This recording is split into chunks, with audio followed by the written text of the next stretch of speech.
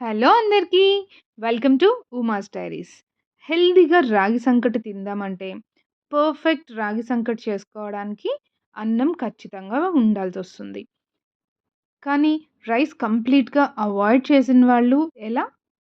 First ఒక 2 cups water తీసుకొని అవి బాగా బాయిల్ అవ్వనివ్వండి.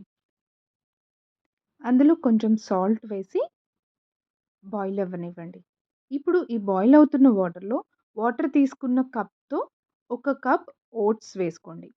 ఈలోపు ఒక బౌల్‌లో ఏ కప్‌తో అయితే మనం ఓట్స్ వాటర్ తీసుకున్నామో అదే కప్ ఫుల్‌గా రాగి పిండిని గూడా తీసుకోండి.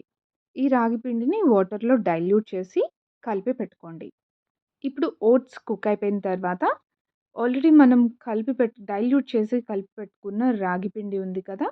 ఆ మిశ్రమాన్ని మెల్లమెల్లగా దీనిలో వేసుకుంటూ కలిపేసుకోండి. ఉండలు లేకుండా మంచిగా నిదానంగా మొత్తం కలుపుకొని అవసరమైన వాళ్ళు అంటే ఇష్టమైన వాళ్ళు ఇప్పుడు కొంచెం నెయ్యి కూడా వేసుకోవచ్చు. లేదంటే లాస్ట్‌కి వేసుకోవచ్చు. మిశ్రమం మొత్తాన్ని మంచిగా ఉండలు లేకుండా కలుపుకొని ఒక్క 2 మినిట్స్ మూత పెట్టేసి ఉడకనివ్వండి. 2 మినిట్స్ తర్వాత ఇలా పర్ఫెక్ట్ రాగి ముద్ద రెడీ అయినట్టే. దీన్ని రౌండ్‌గా ముద్ద చేయడం రాని వాళ్ళు ఇలా బౌల్‌కి కొంచెం నెయ్యి అప్లై చేసుకొని అందులోకి తీసుకొని ప్లేట్‌లోకి పెట్టుకోవచ్చు. లేదంటే చేతికి నెయ్యి రాసుకొని మంచిగా ముద్దలాగా పెట్టేసుకోండి. ఇలా డైరెక్ట్ బార్లింగ్ చేయొచ్చు. లేదంటే ఇలా చేతికి నెయ్యి రాసుకొని ముద్దలాగా చేసుకోండి.